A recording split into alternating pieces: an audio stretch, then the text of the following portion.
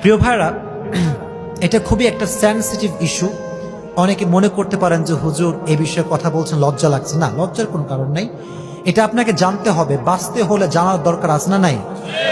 এই স্বপ্ন দোষ এটা শুধুমাত্র ছেলেদের হয় না, মেয়েদের হয়। এটার এই সমস্যাটা সবাই সম্মুখীন হয়, ঠিক কিনা?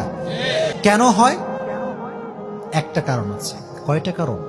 একটা কারণ। দেখেন, আমাদের এই পুরো বডিটা যে জিনিসটা কন্ট্রোল করে, এটার নাম হচ্ছে হরমোন।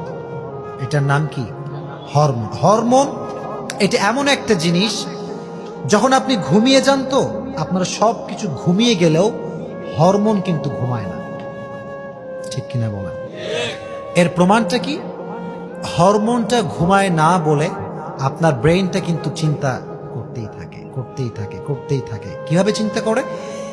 যেই যুবকটা সকাল থেকে নিয়ে রাত পর্যন্ত বাজে অশ্লীল ভিডিও মোবাইলে দেখে, যদি আমি স্পষ্ট ভাষায় বলি, পর্নোগ্রাফি যেই যুবক দেখে, ব্লু ফিল্ম যেই যুবকটা দেখে, এই চিন্তাগুলো ব্রেইনে বসে যায়, এটা ভেতরে বসে যায়।